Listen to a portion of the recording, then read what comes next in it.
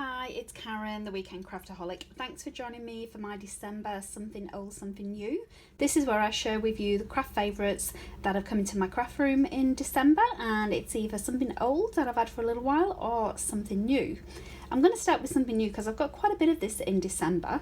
I'm starting with Joanna Basford. Now, she did a 5-day inky Christmas school thing, and I originally joined in day one just on a bit of scratch paper. I then got myself a little notebook, and you can see here, started to draw along with her on her YouTube channel. So as always, I'll put links down below. But I absolutely adore this snowman. Look how gorgeous he is. So she was such a great teacher. I'm not an artist, I cannot draw for love nor money. I always put it down to being left-handed, but of course it's because I've got no drawing talent whatsoever. But she made it so easy with a little school, art school. So I absolutely loved these 5 days, the beginning of December, just learning this. I favourited some more of the videos for when I get more time in the new year, when I'm off over Christmas, to do a little bit more. So this was like a reef place setting that she had. So I thought that was absolutely great. I went all out, bought a little book, bought some little pens and things that I needed, and I had a lot of fun creating with that. My second thing for the month, this storage unit for my Distress OXIDE. So apologies for me using the phone again, but I wanted you to see it. So it's actually on my desk. I'll just zoom out a little bit, and very close to hand, which is great. And because I've not got all the colours yet, I'm able to also use it for the rest of my ink pads that I use quite frequently. So there's quite, the usual ones that we all use, I guess, included in here, just along the bottom. And I think there's a few extra spots anyway, so even if, or should I say when more colours come out, I'm hoping it will still be useful and it will still fit everything. So that was the second most favourite thing for December. Moving on to a couple of things which are very similar. Both of them are calendars. I'm just showing you here a video that I shared recently on Boxing Day, I think it was, of the Uniquely Creative Craft Advent Calendar. So I'd seen this last year. This was the first year of me purchasing it though. It was really great value for money. The products are really good quality, nice variety of things as well. So definitely encourage people, if you're interested in a craft calendar, to look into that for next year. But I absolutely loved every day having a little envelope to open and getting a little surprise. So I was very good. I restrained myself as much as I could not to peek. And yeah, I really enjoyed having the calendar. And very quickly moving on to calendar, I also for the second year got involved in the Pocket Advent Calendar Exchange, which is organised by the Stamp Spot. Now that again is a firm favourite. It was last year.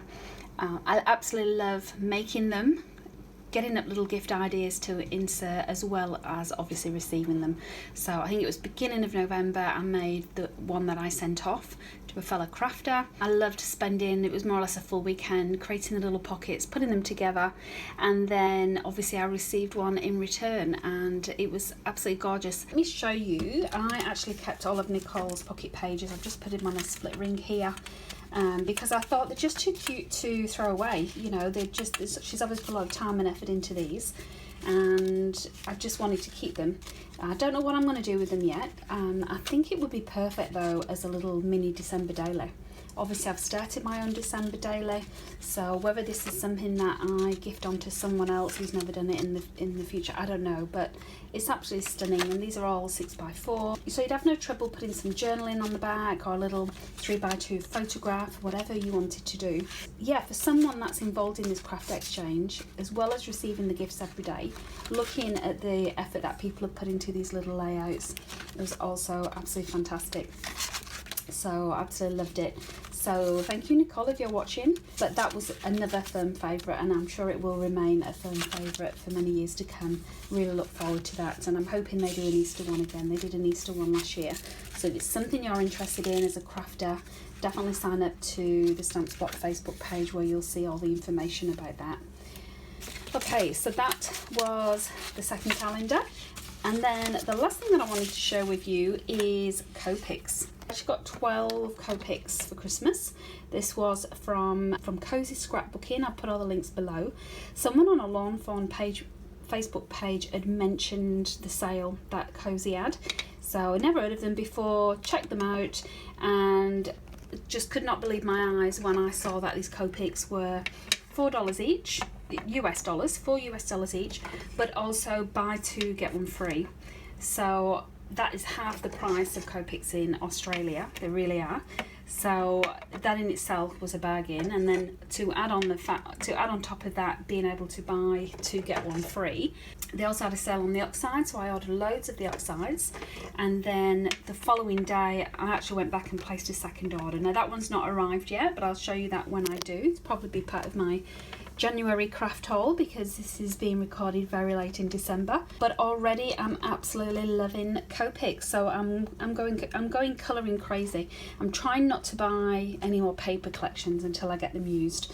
I'm going to be doing my craft room tour very soon, and you'll see what I mean. I've got too many collections, they're taking up too much space. So where I've got my craft budget to spend, I'm actually spending it on colour instead. So it's things like the Distress OXIDEs and Copics.